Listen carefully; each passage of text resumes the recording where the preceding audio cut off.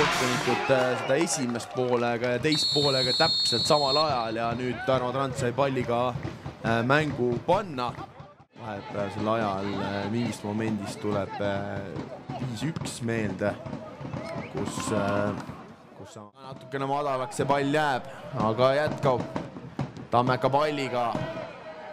Siin väga peene tõste, Koskor ja tõrjega särab siin Nüüd on vaja sisse saada, tuleb see pall siit kasti ka. Tanda on seal mitme mehe vahel ja lükkab selle sisse. Ja Tartu Tammeka läheb seda kohtumist 1-0 juhtuma. Ja Mustafa Pah on see mees, kes seda teeb. Ja nüüd on Tammeka jälle sammu lähemal, et ülemineku mängudest eemal astuda. Hetkel Kuressaare mäng jätkuvalt 0-0 on. Virtuaalses tabelis praegusel hetkel on Tammeka 30 punkti ja Kuressaare 29 hetke seisude pealt. Ja siit tuleb ja oi, kui hea sööt tuleb siit, kohtunikud siit tippu ei tõsta, aga mis? Väike update Vapruse Flora mängust on Flora ka 1-0 sealt juhtima läinud. Siit tuleb kaugelt peale ja ei lähe palju üle see. Protokoll näitab, et seigitamisel veel on. See tuleb siit kaugelt peale. Aga seal omavahelised kehad lihtsalt kokku lendasid. Miilbab tagapeene söödu siit. Veema nüüd siit kasti. Ei tule siit omadeni. Pall säilib. Ugeri! Ja tuleb siin teine ka Tammekale. Ja tuleb teine ka. Ja Komo Ugeri on see mees, kes selle ära hajutab. Ja sellist asja enam ei püüa. Ja päris peenete liigutustega tuli Tammeka nüüd üle.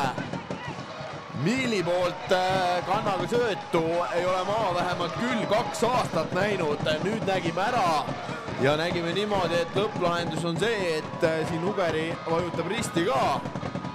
Selge on see, et üle see kontrollitakse. Hetkel liigume selle infoga, et see värav loeb. Ja vägevalt tuldi üle. Hetkel 0-0, mis Tammekale sobib.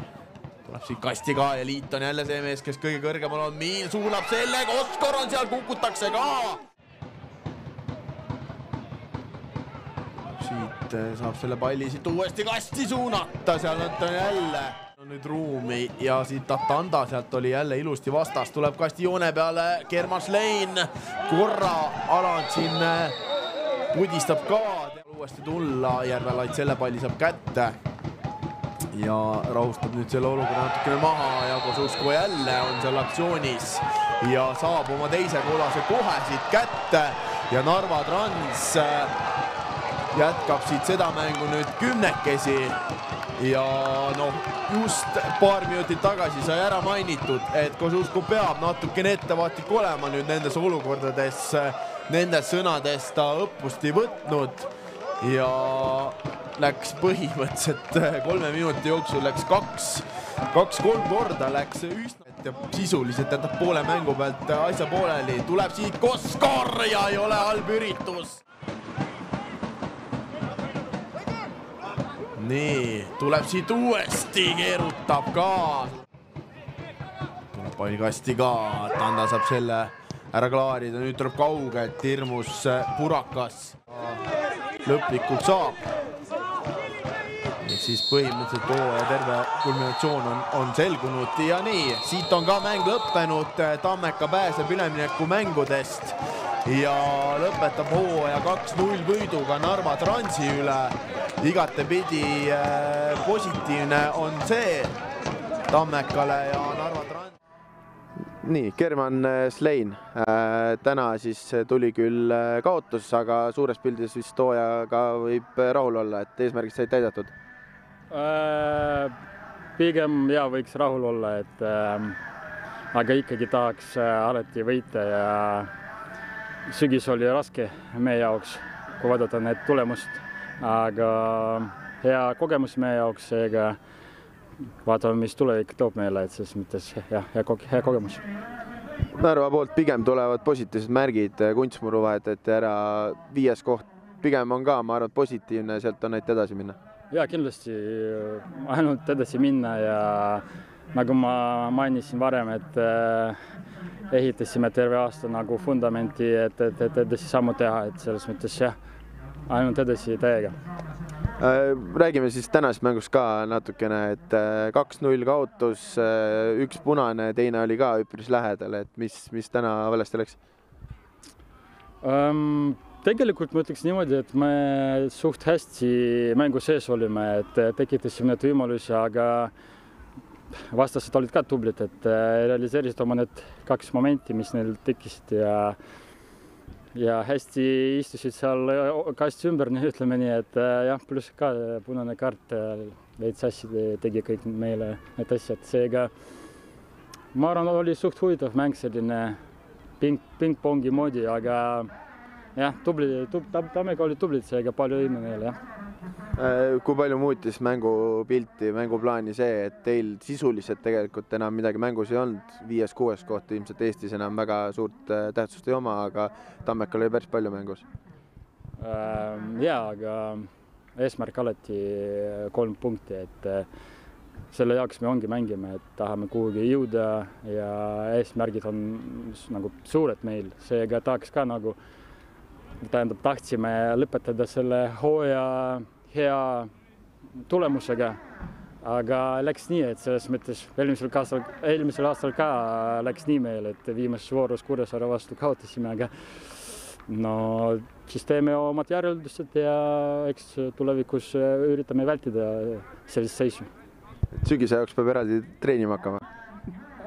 Seda küll ja ma usun, et teeme need omad järeldused ja parandame need tulemused kindlasti. Jaa, aga aitäh ja õnnitused edult hooaja eest, järgmise hooajani. Kõike head nägemist. Kõike head. Nii, tere Siim, õnnitused tänase võidu puhul. Läks üle noatera, õnneks Kalev ka kinkis hooaja lõpuks väikse kingituse teile, et võib hooaja lõpuga rahul olla? Muidugi. Jäime püsima, super, ma ei tea, au kuttidele ja tabeliseis lõpuks ei valeta. Nii on. Mis täna siis õigesti läks? Kas Narva üldiselt ütleme nii, et hooaja lõpud neil ei ole väga hästi läinud, aga te olite ikkagi täna, võib öelda, et tublid, seda ütles ka Narva osapool. Kodupublik, ma ei tea, Sepa või Coop, siis Coop Arena või Coop staadion. Ma arvan, oli abiks meile ja muidugi eks natuke see ka aitas, et Narval ei olnud nagu väga midagi mängus, aga super töö. Ei ole nagu lihtne mängida, kui sa tead, et sa nagu pead võitma mängu ja super töö kuttidele. Järgmiseks hooajaks on mingid eesmärgid juba paigas, ilmselt juba tuleb natuke sinna poole ka vaadata. Täna tähistame. Aga õnnitlused järgmise hooajani. Nii. Nüüd tekkis korra väike segadus, kes intervjuud andma läheb, aga Risto Taland on see mees, kes meile siia tuli. Teen ära selle täna. Teed ära selle täna. Praegult täna siis õnnelik lõpp, Kalev andis ka kingituse kätte ja võib rahul olla?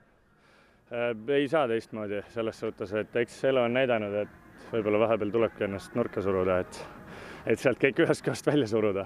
Aga ei, super, selles suhtes lõpp ja kõik. Kas võib suures pildis hooajaga rahule jääda, et püsimajäämine on nüüd selge või jäi mingid küsimärke või asju veel ülesse? Ei, no ma usun, et püsimajäämine on kindel, aga ega selle hooajaga see oli selline, kuidas öelda, Ameerika mööd natukene. Et eks me suvel saime korra selle hoo üles, aga ma arvan, et nagu täitsa käima me seda asja nagu nüüd väga hästi ei saanudki. Et selles suhtes eks ambitsioon on ikkagi kõrgem kui see, et jätta siin kuradi viimase mängu peale asi ja nii pusida. Mida siis järgmise hooaeg muutma võib?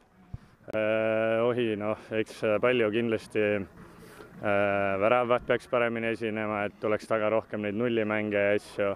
Ja ega suures pildis jälle tuleb vastastest üle olla ja nii on, et võib-olla korra meil see foon nagu natukene foon ja tuhh kadus ära, aga nii on.